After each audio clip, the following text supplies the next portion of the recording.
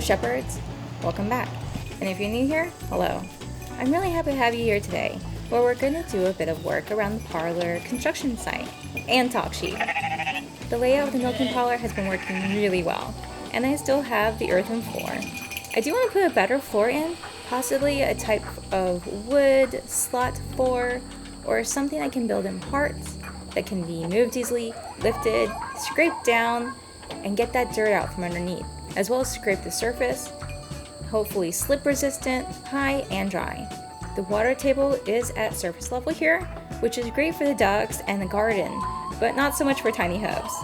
The constant moisture softens the hoof wall, and the hoof is like a sponge, absorbing all that moisture, then causing problems like hoof rot, abscesses, or bruising. I do breed for dark hooves, as I found white hooves tend to be a little bit more maintenance than darker hooves. Darker hooves tend to have a harder wall, which helps in the longevity of the hoof, as well as sheep overall. Even so, it's so wet here, mud in high traffic areas can be a real problem.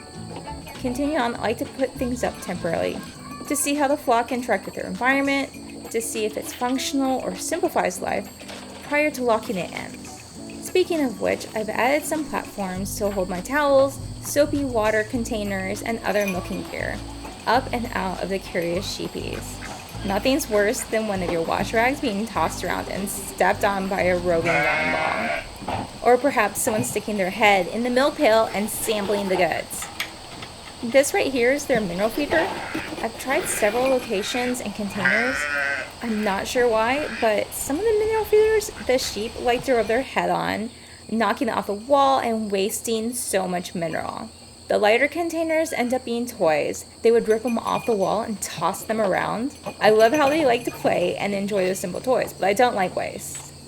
Also, somehow they would end up pooping in the mineral on one side of the parlor, but not here. Another change that you may have noticed is the milking stand. I originally built it to host one sheep at a time, but this year the girls decided that they want to be milked 2 at a time or even more. So I added an extra bowl at the top. The sheep are very persistent on who goes first and order of milking, and they really follow a routine that they seem to set. Fish Flakes, one of our baby lambs, is super cute, and she likes to tippy tap her tiny hooves on the milking stand. She is consistently one of the first to hop onto the stand, and refuses to leave. Remy's developed his habit of walking with the girls to the stand, turns around, faces the exit, and waits for me to shuffle him out the door. I give him a good scritch, which I think may have inadvertently trained him to repeat the process. He's really well behaved though, so it's just this goofy part of the morning of him getting included into the milking routine. Occasionally Lily tries to squeeze in, and she really makes it work. As the wool grows in though, there's less space for them to squish together. Lainey also tries to push the others aside even after she's had her turn. So all these extra bars keep the girls on the stand safe from getting mobbed while they're getting their milking ration. I have this board on the side of the stand to block the other sheep from climbing and stealing snacks. This is the added benefit of helping me ensure that each sheep gets the appropriate amount of dairy feed. If I need to dial in their nutrition, I don't have to worry about the sheep getting out-competed. Plus, it allows the sheep to relax, fully enjoy their feed, which also helps them produce more milk. Relaxed, happy sheep produce more milk, in a process called milk letdown.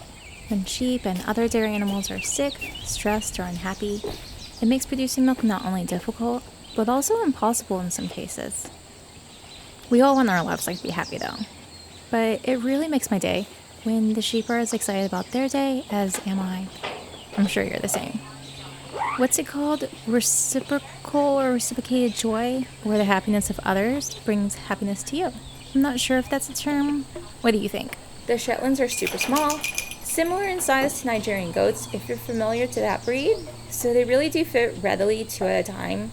Even with my tanker, who's more similar in size to like a small Nubian for scale, I was really surprised when they decided, no, I'm going into. I may build some more stands or start training the lambs to stand for milking. Oh, and if you decide to build your own milking stand or jump into milking sheep, the plans are very similar to those of goats. The main difference with sheep, though, I've found, is that they don't enjoy jumping up onto the stand like a large dairy goat breed may. The Shetland sheep do enjoy hopping around, and are very goat-like in habit. It might be a primitive breed versus modern breed difference though, I'm not sure. I don't have as much experience with modern breeds. I'm just really happy to be out of the elements during milking. The parlor is not heated, so it can be brutal in the midst of winter and early spring. I make sure to bring really hot water to warm my fingers as I'm washing the udders. Even so, the cold can be painful on the hands, which makes coming inside the cabin, grabbing a hot coffee, and sitting by the fire even more enjoyable. Sometimes it's those contrasts in life that really help in sparking that joy. That being said, let's move on to plans and changes. Okay, so remember last time I told you about opening up a doorway here, putting a gate in, so I had 2 shelter pens, so to speak. Well, it kind of hit me the other night how breeding season's coming up, breeding plans, separating out each of the breeding groups, and all the long-term planning that comes with that. Separating out each of the breeding groups and all long-term plans that come with that. So along that line, once everyone's bred, settled, and rut is over, I like to have the ewes all hang out together. It helps make it easier to monitor the pregnancies, watch their condition as the winter draws on, and the nutritional value of hay goes down. But one of the nuances of these sheep is that they all prefer the larger sheep shed to birth in. It's not uncommon for sheep to have a preference for birthing areas. Usually at the barn setup, they may prefer a stall. A more reclusive sheep might prefer the meadows, but these girls, they all like the shed.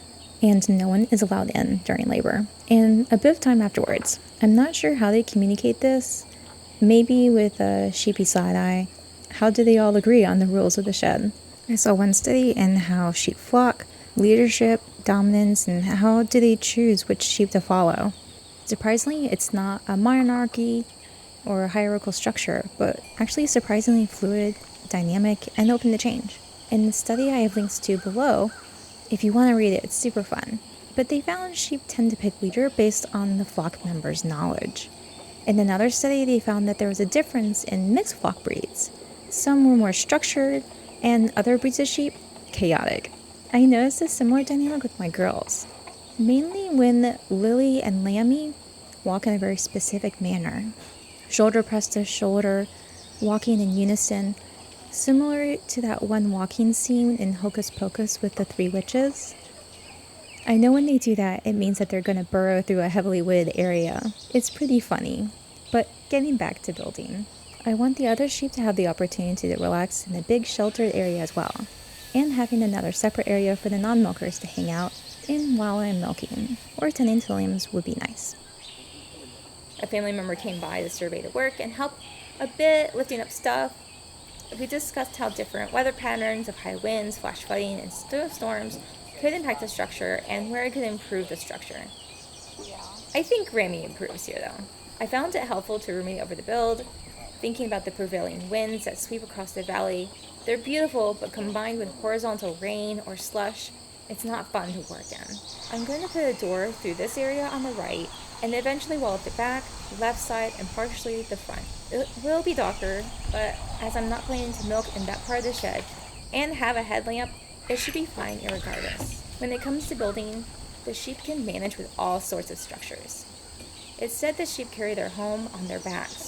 The wool is waterproof, keeping their skin dry, even when it's absolutely awful out. The thick wool keeps them warm in the freezing rain, so sometimes I feel like the shelter is more for me than them. Speaking of which, I want to add an herb garden in the play yard, as well as train fruiting vines up these posts. That's more of a longer term plan. So it's starting to come together, and that's the progress up so far today. Hopefully when I see you again, we'll have a roof on, maybe walls even. In the meantime, thanks for stopping by, and let me know what projects you have going on. Don't forget to like, subscribe, and stay wild, woolly, and wonderful. Bye!